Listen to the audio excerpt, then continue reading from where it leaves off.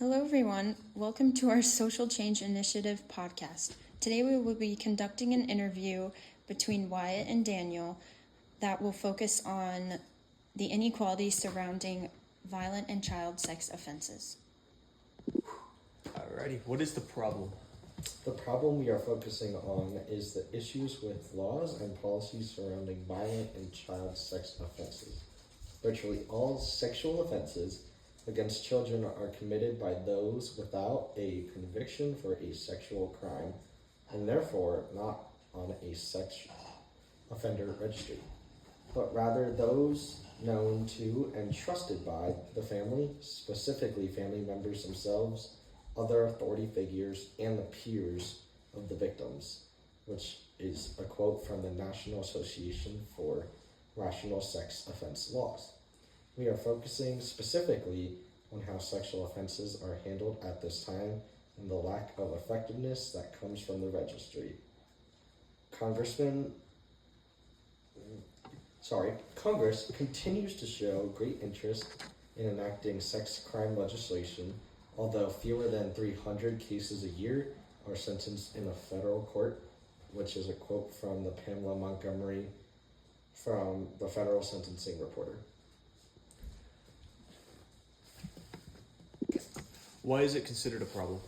This is considered a problem because of the effectiveness of sex offender registries and community notification laws is debated, with some arguing that they may not effectively prevent recidivism and can even be counterproductive, and the data is not always accurate. According to Amanda Y., DC crime data does not show that knowing the locations of sex offenders by consensus block can help predict the locations of sexual abuse. This pattern of non-effectiveness across the data sets does not support the conclusion that sex offender registries are successful in meeting their objectives of increasing public safety and lowering recidivism rates. Who exactly does this problem affect? That's a great question.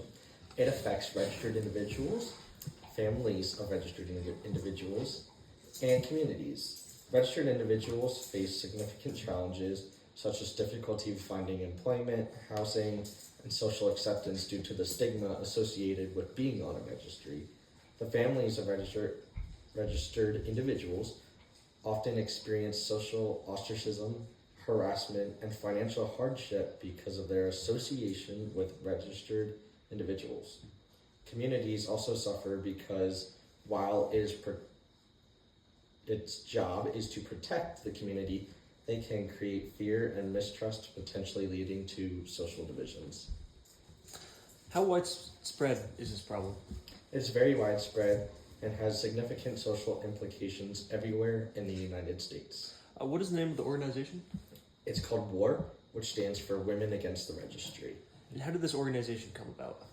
By family members of people who were required to register as sex offenders.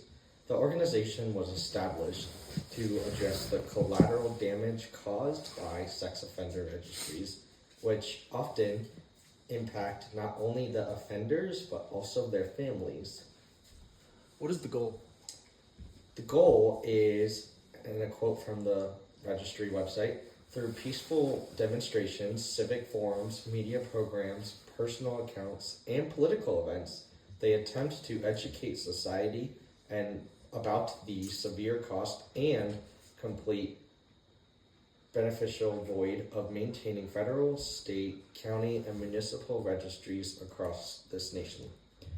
They explore low recidivism rates among sex offenders on the registry, and their ultimate goal is to eliminate the registry in hopes of readdressing sex offenses in a way that will be beneficial to society and offenders alike. In what specific ways has this organization promoted positive social change and reduced criminal sentencing inequality? WAR organizes peaceful protests and rallies to raise awareness about the negative impacts of sex offender registries on individuals and their families. The organization also shares personal stories of affected individuals and families to humanize the issue and highlight the real-life consequences of the current system. Moore engages in political activism through lobbying lawmakers, attending legislative sessions, and even advocating for policy changes that address the injustices of the registry system. And furthermore, it goes on to provide resources and information to help individuals and families navigate the challenges posed by the registry. Is this organization effective? It's a good question. Yes and no. We think that it needs to be reformed a lot more, or even a little bit more. We think that some actions do not need to be on it. For instance, if someone who pees outside when they are intoxicated does not need to be on the registry. But we agree that more malicious sexual crimes do need to be on it, and people need to be aware of those people if they are living near you. It would be way more effective if there was set guidelines on who is on the actual registry and why they deserve to be there. What are some criticisms of the solution, and how would you address these? A huge criticism we see is the fact that parents and other citizens tend to look at the registry to decide if they want to move to a certain neighborhood or not, and we believe the biggest way that this could be addressed is through a refinement of the registry. As mentioned before, the War Organization claims to have evidence that registries do not reduce recidivism. To your point with the criticisms of the solution, they actually go on to explain that there are many contested studies that say otherwise. They illuminate how widespread this issue is and how demographics can affect this accumulation of data as well. With that, we can address this by having more consistent and accurate data that explores multiple communities. More broadly, the ideology of the American people that people deserve punishment for their actions is going to be hard to abandon, which this solution suggests, since it is calling for the elimination of a vital form of punishment for sex offenders. Where do we go from here in eradicating inequality in criminal sentencing? That's a great question. With our problem focusing on violent and child sex offenses, it is important to note that the registry creates an inequality for people not included in these subcategories. From here, there are many things we can go on to explore. For instance, we can become better at defining laws and policies around sexual offenses in a broad sense. We can make more specific guidelines for the registry so there is a clarification on who deserves to be on the registry, especially pertaining to violent and child sex offenses. Furthermore, we can also go on to expand community education, which is the biggest thing, because one of the biggest issues surrounding the registry is the public misunderstanding and fear. Providing more comprehensive education about the nature of sex offenses, individuals on the registry, and the effectiveness of the registry system could reduce fear and the stigma surrounding it within the communities. And the way we do this is through focusing on destigmatization and through risk assessment. With destigmatization that we mentioned earlier, programs that would educate the public on distinction between violent and nonviolent offenders, such as the example we mentioned earlier, would help reduce the fear associated with sex offenders and their families. Another big thing is restoring the judicial discretion and fair sentencing.